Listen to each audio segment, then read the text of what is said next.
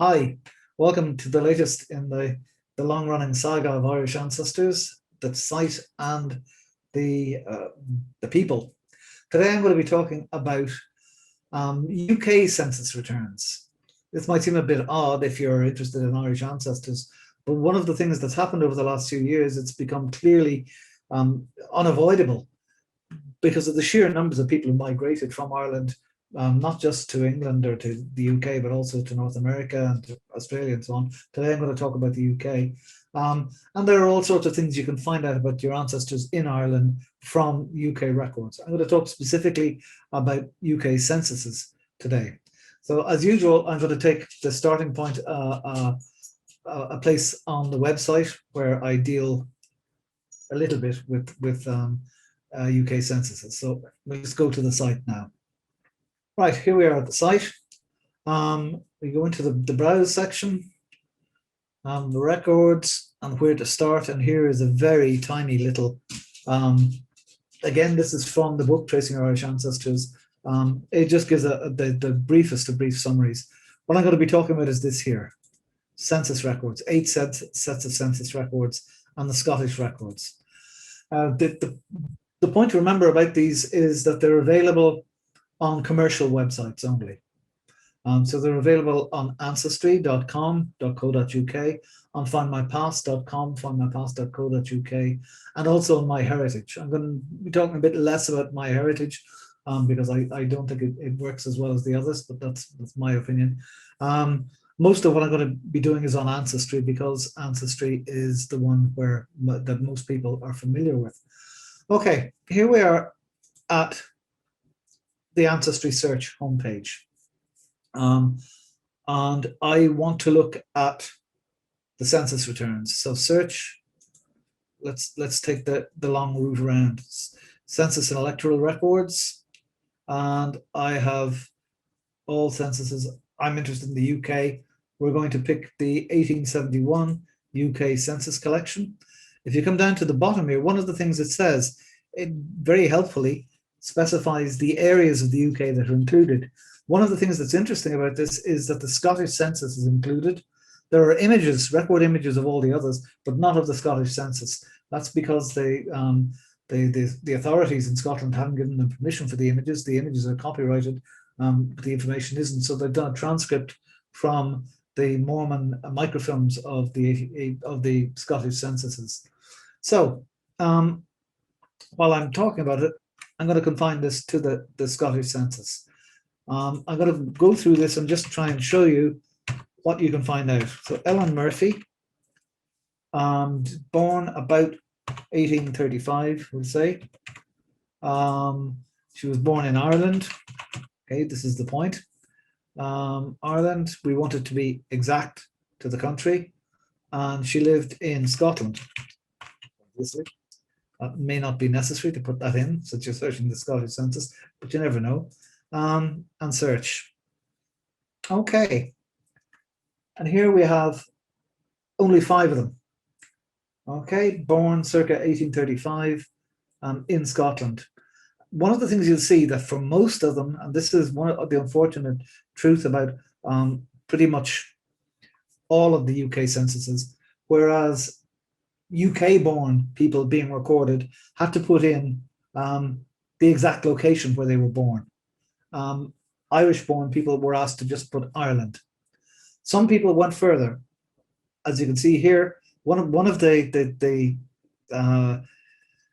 recurring facets of the transcripts of not the transcripts of the records is that the Scots are as unfamiliar with Irish geography as the Irish are with Scots geography. So you can be sure that wherever the place name is, it's going to be misspelt and you may have trouble identifying it. But that doesn't look like a problem to me. So we go in and just look at the record and you'll see there's no record image. It's text only, so it's a transcript only. Ellen Murphy, aged 40, born about 1831. And this is a summary of the whole household. Now, John Murphy, 32, Ellen Murphy, 40. The first thing I would say is that's kind of strange. 8 years older, admitting to being 8 years older than her husband. That's quite unusual. The eldest son, John, is 11. Okay. Where was he born? You click on it. He was born in Scotland. I'm not even going to attempt to pronounce Linlithgow, whatever it is. So he was born in Scotland. He's the eldest son. The likelihood is they were married in Scotland. But John Murphy, in the marriage records, you need a little bit more than that. You look closely at the records here, and you have Mary Tague, his sister-in-law. So in other words, Mary here is Ellen's sister. Okay. And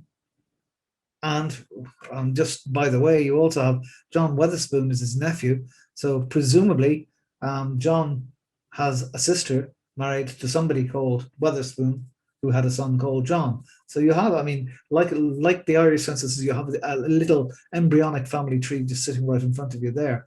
But knowing Mary's Ellen's surname, you can then go straight to the wonderful Scottish records on Scotland's people.gov.uk, the Irish genealogy.ie, but on steroids. It's got everything, all the censuses, all the baptisms, all the state records of births, marriages, and deaths. So this is a search for a marriage of John Murphy to somebody called Tague. And there is one result. John Murphy married to Ellen Tague in 1860. And you can view the image. It'll cost me 6 credits. Here I am spending my money for you. Okay. John Murphy, Ellen Tague, and you have the parents of both. You have the residents. You have James Tague and Margaret. That looks like Parker. That's up to you to there they are. You know she was born in Leitrim from the census. You have their parents' names.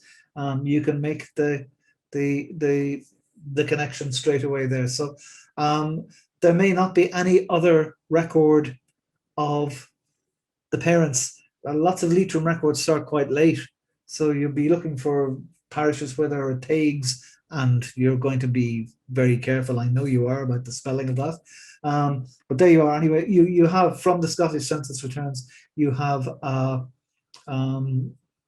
you've managed to pull the thread and get back to the parents' names, get back to Leitrim, and you also have his parents' names, Bartholomew Murphy and Ellen Heron, it looks like. Again, that's a nice unusual looking surname, but Elizabeth Heron, or Horan, more than likely. So anyway, let me just show you the difference if you go to Find My Past. Okay, Ellen Murphy, Find My Past. One of the things about the census collections and Find My Past is you can't fillet them out into the various areas the way you can on Ancestry. You don't have the same scope for.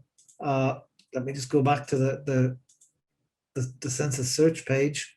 You can see here there's registration numbers, occupations, household schedule, address, and so on. Keyword. They Ancestry have done a good job of making all of the facts searchable. Not quite as good on Find My Past. Scotland. Let's just see advanced options. You see the record set, other household member. Okay, and you have 3 results for the same search in effect. And here we have, this is Ellen Murphy, year of birth 1831. Is this the right one? No, it isn't. This is the widow Ellen Murphy. Okay, let's take out the year, and well, no, let's keep the year in and expand the range. There's 15 results. Okay, 15 results. Livingston, Linlithgowshire. God help me. If you're Scottish, don't complain to me about that pronunciation. Okay, there they are. John, Ellen, John James, 4 more rows. Patrick Francis, Mary Tague, the sister-in-law. Okay, and it gives her year of birth as 1841, not 1831. So obviously, Also, you can't. Okay, Leitrim is all that appears. It appears in the full thing, but it doesn't appear in the summary. So it doesn't say the place of birth. So it's kind of easier to scan the results on Ancestry. I would say this is an example. I mean, this is the identical record being transcribed by two different groups of people, Find My Past and Ancestry.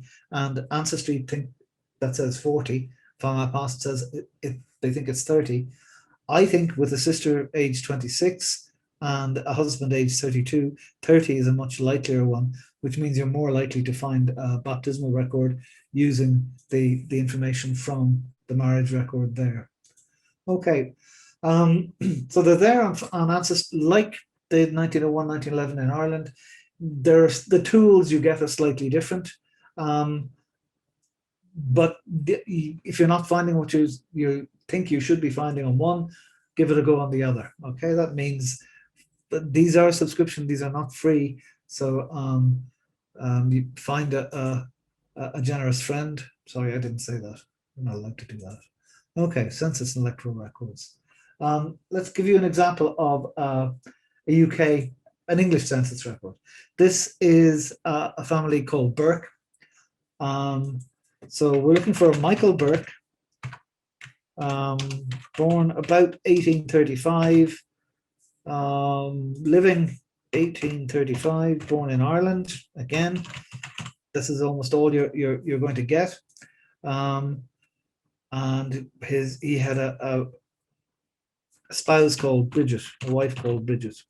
So, and where did he live? He lived in Yorkshire,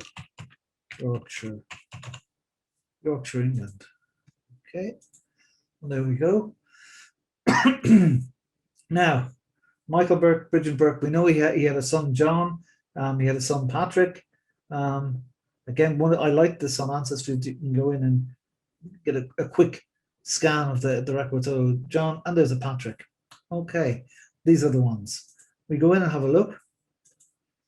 Okay, and this is there they are, Michael Burke, Bridget ditto, John ditto, Serena. Okay, that's problematic. There is no such forename. So that is possibly these are the enumerator's transcripts. It's possibly a transcription error on the enumerator's part. Patrick and Matthew Forkin. Again, you see where born. You see all the English people say Cornwall, St. Ives, Essex, Penston, wonderful. And then Ireland, ditto, ditto, ditto. But Patrick here is Yorkshire, North Ormsby. Okay, that's important if you want to find the family in later censuses. Let me show you how. Okay, if we go back to the census returns, so we're interested in Michael, we're interested in John and Bridget. Patrick is sort of collateral to all of this, but we want to okay, let's go back to, we want to go to the census returns, say the 1891. We want to see where the family were in 1891. And this time, instead of searching for Michael and Bridget, I searched for Patrick Burke.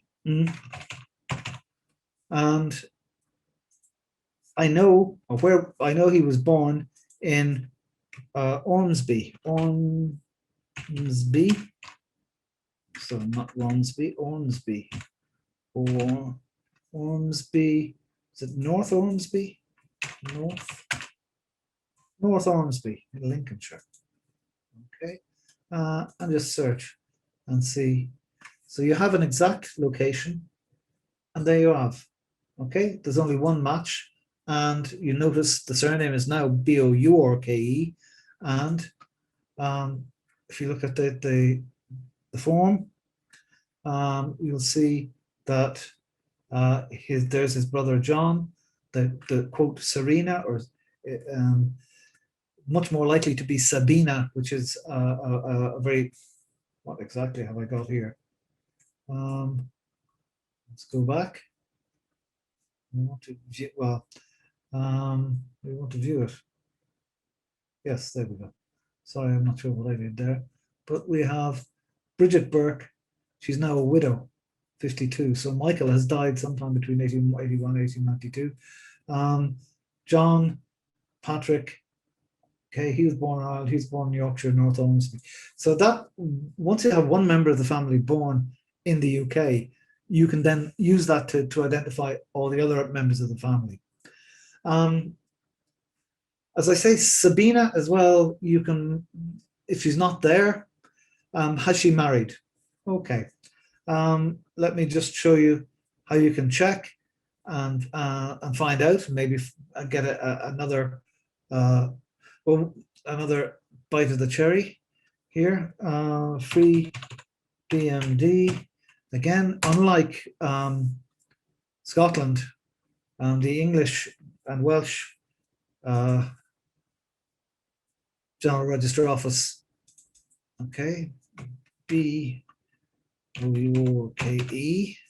We wanted phonetic search of surnames. We want her name to be Sabina. We want a marriage. We want it in Middlesbrough, which was the if you look at the census returns, Middlesbrough. And we go, and there's Sabina Burke in Middlesbrough. And who is she marrying? She's marrying either Michael Cunningham or Patrick Lagan. Cunningham, I have put my money on Cunningham. To get this, you have to buy the full cert. That'll give you the father's name. It'll confirm that the father is Michael. It'll start you on another branch of the family. So the point about all of this is that English UK census returns can be very useful. You don't always, this business of them putting in Ireland is a problem, but there are ways around it. If you can find one member of the family who was born in the UK, you can identify the family elsewhere. Okay, so I think I've said enough about that. So I'm going to stop there. I hope I've enlightened you a little bit about the uses of non-Irish, of UK censuses for Irish research. And once again, I wish you happy hunting and good luck.